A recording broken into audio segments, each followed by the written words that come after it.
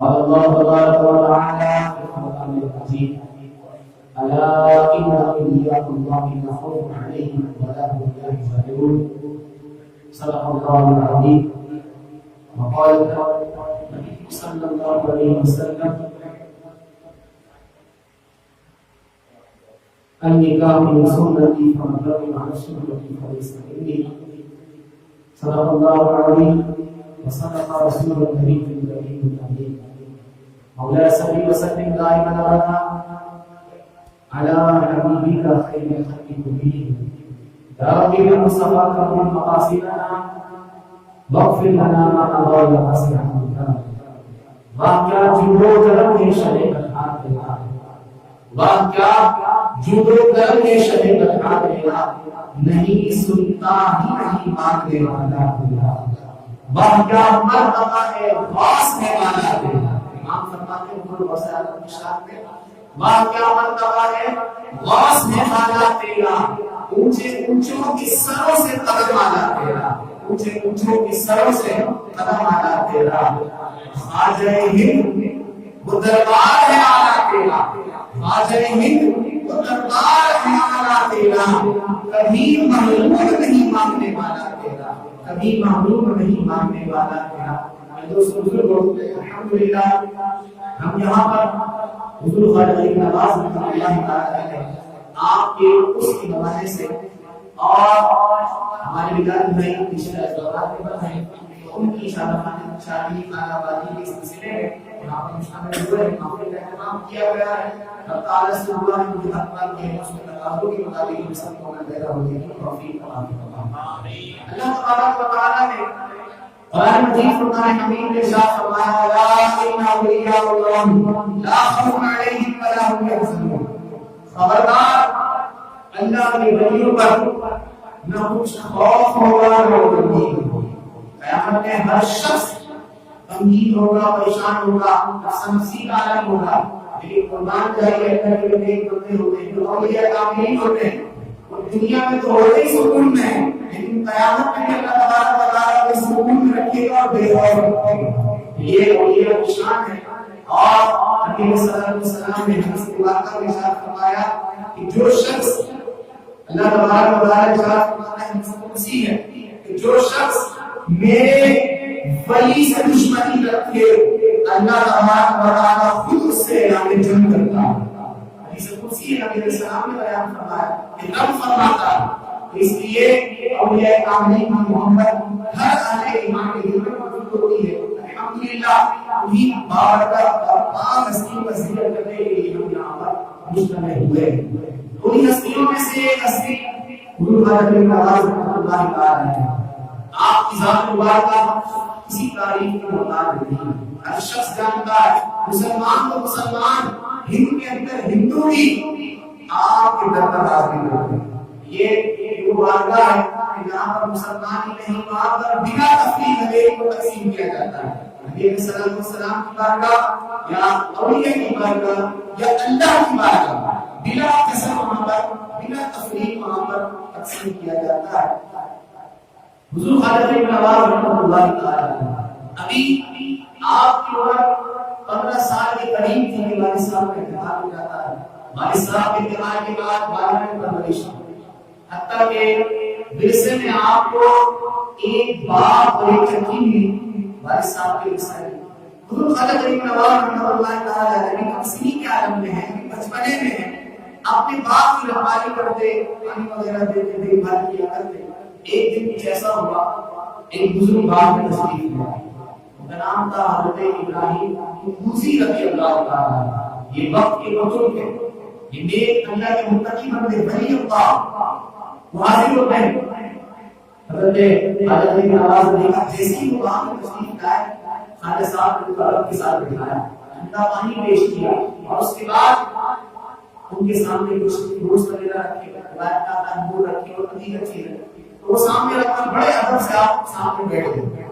حضرت ابراہیم موسی رضی اللہ تعالی وقت کے ولی ہیں، انہوں نے خواجہ صاحب بھی بچپنے کے عالم میں ہیں، لیکن ان کی پیشانی پر ولایت کا نور بن دیکھی ہے۔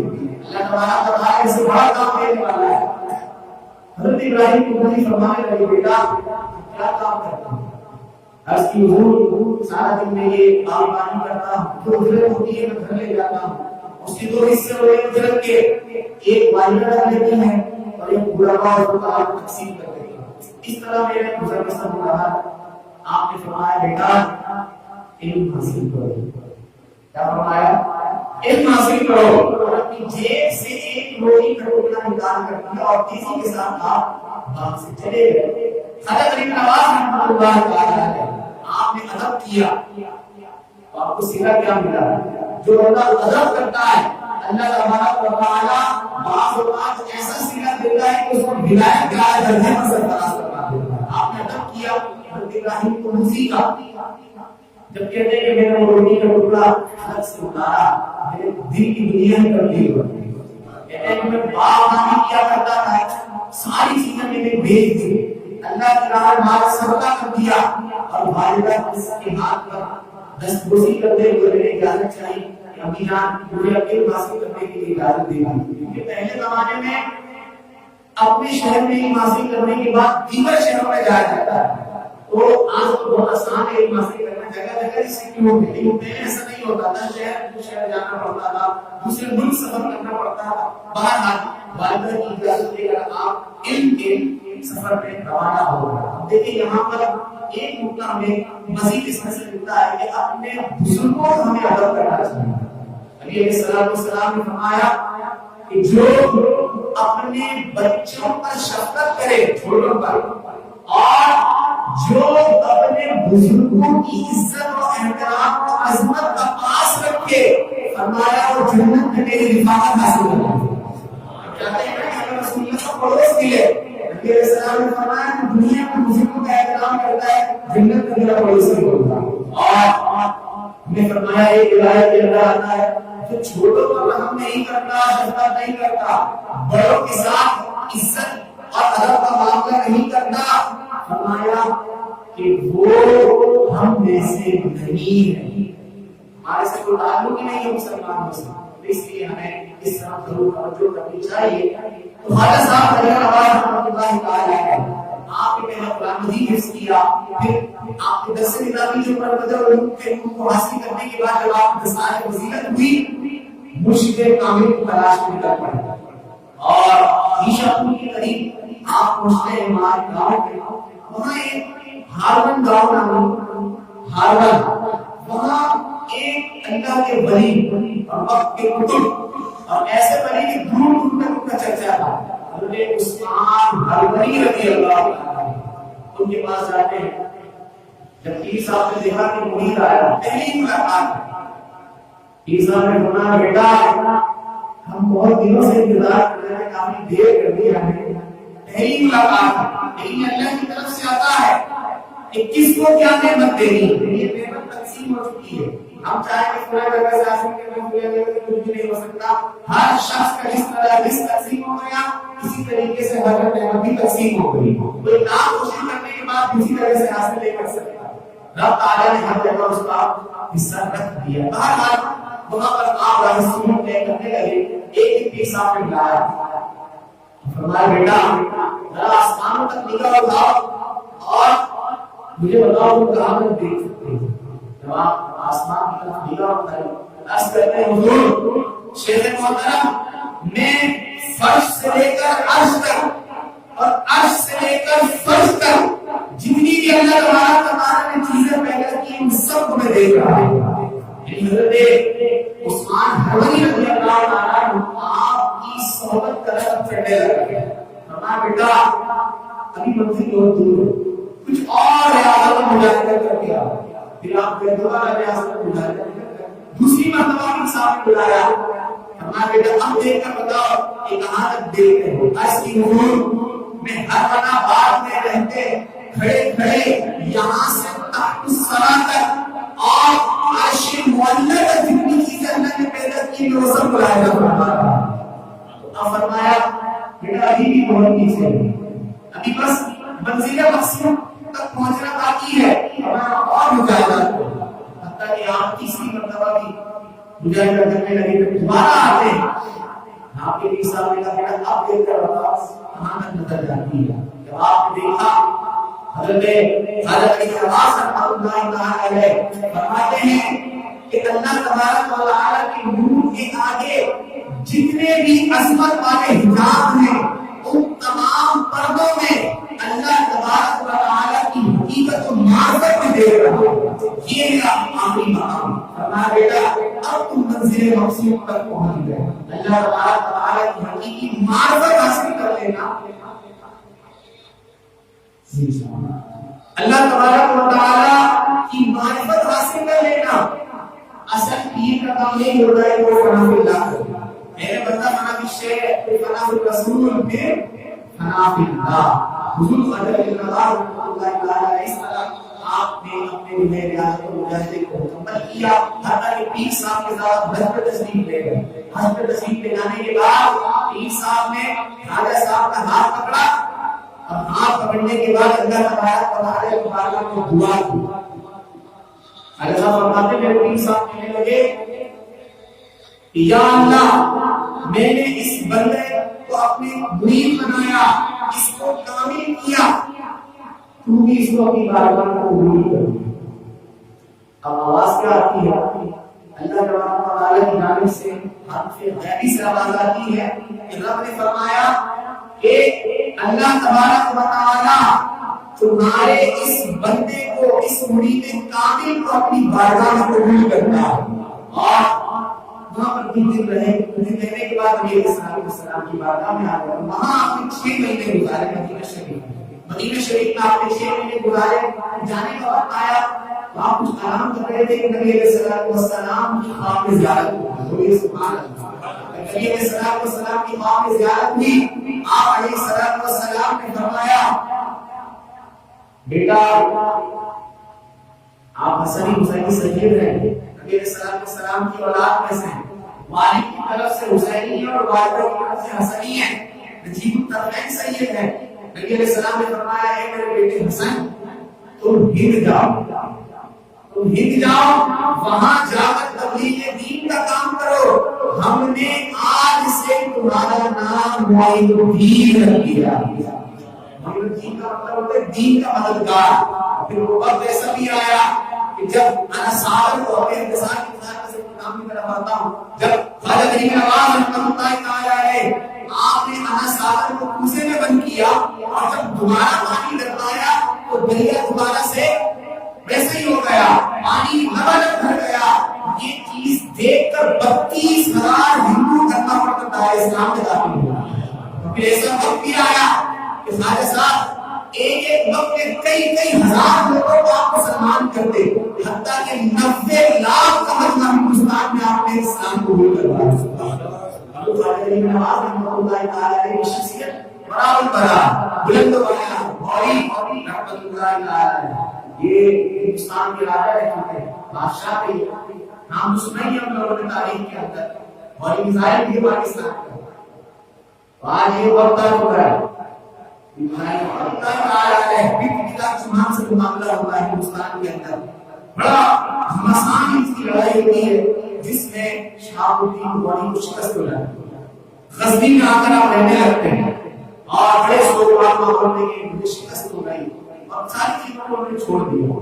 کہتے ہیں کہ جب ایک رات میں سویا, شہاب الدین غوری فرماتے ہیں کہ میں ایک رات سویا, میرے خواب میں دیکھا ایک بزرگ آئے اور کہنے لگے شہاب الدین غوری کچھ ہمت پیدا کرو, حوصلہ رکھو, ہندوستان پر حملہ کرو, اللہ تمہیں کامیابی عطا فرمائے. تو شیخ صاحب شہاب الدین غوری رحمۃ اللہ پہلی دفعہ دیکھا اپنی قوم بزرگ تھے. فرماتے ہیں کہ میں نے اپنی ٹیم کو جمع کیا, میں نے فوجیوں کو جمع کیا, ہتھیار جمع کیے, حتیٰ کہ میں نے پتھری رات کی مار پر چڑھائی کی. اب چڑھائی کرنے کے بعد ہوا کیا, اللہ تبارک و تعالی نے ان کو فتح اور کامیابی عطا کی. فتح کا جب آج سج گیا, ہندوستان کو آپ نے فتح کر لیا. جب اجمیر کی طرف گئے کہنے لگے یہاں پہ لوگ مسلمان ہیں, تو کسی نے پکڑ کے پوچھا کہ یہ یہاں اسلام کی تبلیغ کس نے کی؟ یہاں تو زیادہ تر سارے ہندو ہی رہتے ہیں, لیکن اجمیر کے اندر مسلمان نظر آ رہے ہیں, بتاؤ اس کی وجہ کیا ہے, یہاں پہ اسلام کی تبلیغ کرنے والا کون؟ اس شخص نے کہا ان کے سامنے مسجد نظر آ رہی ہے, اس مسجد کے اندر ایک فقیر ہے, ایک بزرگ ہے, وہاں چلے جائیں. انہوں نے دین کی تبلیغ کی. شیخ صاحب الدین رحمۃ اللہ تعالی ہے آپ جاتے ہیں پہلے مغرب کا وقت ہو جاتا ہے اذان ہو چکی ہوتی ہے جماعت کھڑی ہونے والی ہوتی ہے جاتے مغرب کا وقت آ گیا مغرب کی نماز پڑھی نماز پڑھنے کے بعد جب وہ بزرگ گھومتے ہیں امامت وہی کروا رہے ہیں جب وہ پیچھے گھومتے ہیں تو شہاب الدین بوڑھی کے وہ حواس کام کرنا چھوڑ جاتے ہیں تو وہی بزرگی جو میرے خواب میں آیا وہ کوئی اور نہیں کروایا جائے گی نماز وہ جب دیکھتے ہیں اتنا نورانی چہرہ ہے تو وہی نورانی چہرہ جو میرے خواب میں آیا تھا روتے ہیں اور قریب کے آدمی 10 کوشش کرتے ہیں عرض کرتے ہیں حضور آپ میرے خواب میں آئے تھے اور آپ نے مجھے حوصلہ دیا کہ تم حملہ کرو اللہ تمہیں کامیابی دے گا. میں نے حملہ کیا مجھے کامیابی ملی آپ برائے کرم مجھے اپنی غلامی میں رکھ دیجیے آپ اپنا مرید بنا لیجیے. آپ نے ان کو دست شفقت رکھا اور ان کو اپنے گھر میں عذاب میں شامل کیا. تو یہ فقراء کا تذکرہ ہوتا تھا کہ سلطان کے پاس جایا کرتے تھے.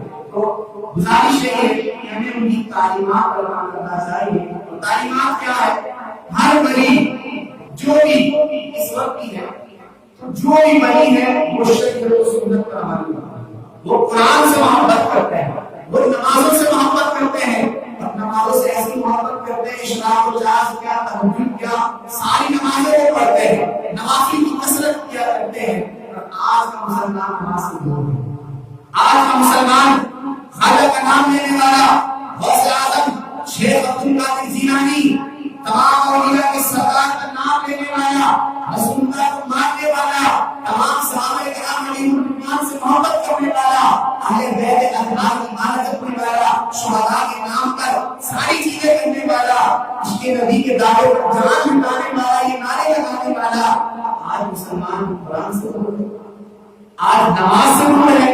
بس ضرورت سمجھ کی ہے قرآن سے محبت کیجیے قرآن کی تلاوت کیجیے نمازوں پر پابندی اختیار کیجیے. الحمدللہ ہمارے بلال بھائی اس طرح دعا کرتا ہے اللہ تبارک و تعالی ان کی نئی زندگی کو خوشگوار بنا اس میں برکت عطا فرمائے. یقیناً یہ ایسا لمحہ ہوتا ہے کہ آپ یہ سنا ہوگا کہ لڑائی جھگڑے ہو گئے تمبو آپ نے چکر میں یہ کرنے کے چکر میں وہ کرنے کے چکر میں خون نکلا ہے.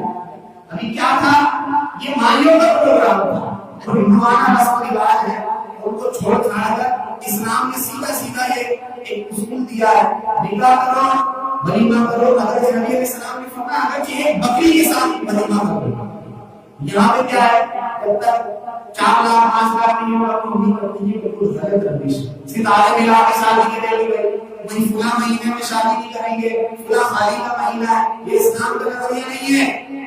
یہ مہندی یہ رت جگہ یہ ڈھول ڈھمکا یہ گانے باجے یہ بم پٹاخے یہ پٹاخے چلا رہے ہیں ایک طرف 5,000 کا نوٹ جلا یہ دونوں برابر تھی. 10,000 کے بم جلا رہے ہیں اور 10,000 کا نوٹ جلا کے برابر ہے. لیکن یہاں پر دل دکھے گا اور وہاں پر لذت نفس آ رہی ہے تو کہتے ہیں کہ بھائی کوئی مسئلہ نہیں ہے. یاد رکھیے کہ پیسے کی بربادی کی ناجائز حرام ہے بلا وجہ. بہرحال کہنے کا مقصد یہ ہے ہمیں سنت کو سنت طریقے سے ادا کرنا چاہیے. اسلام کا طریقہ ہے اس میں پہلے ہی ساری چیزیں لے آئیں یہ کوئی غلط روش ہے. اور ایسی محافل کا انعقاد بہت کم ہوتا ہے بہت کم ہوتا ہے. شادی کی محافل کا انعقاد کبھی آپ نے سنا؟ ہاں وہاں پر میوزیکل پروگرام تو ضرور ہوگا وہاں انٹری ضرور کی جائے گی وہاں لائٹیں بند ہوں گی اور یہ رینک پر چلے گے دونوں لڑکا لڑکی اور اس وقت سسر بھی بیٹھا ہوتا ہے اس کا شوہر بھی ساتھ ہوتا ہے لیکن اس کو غیرت نہیں آتی ہے. جس کو عزت بنا کر گھر میں لانے والا تھا سب سے پہلے ہال میں اس کی عزت کو میں نے تعطیل کر دیا. اللہ تبارک و تعالی ہمیں عمل کی توفیق عطا فرمائے. بڑی خوشی ہوئی ایسی محافل منعقد ہونی چاہیے. محافل ہو اور بسم اللہ ہو اللہ تبارک و تعالی ان کے اس میں باہمی اتفاق عطا فرمائے. نظر بس کے کو بچائے معافی کو معمول فرمائے. شریعت و سنت کی پیروی میں شرط نہیں توفیق عطا فرمائے. ہمارے ایمان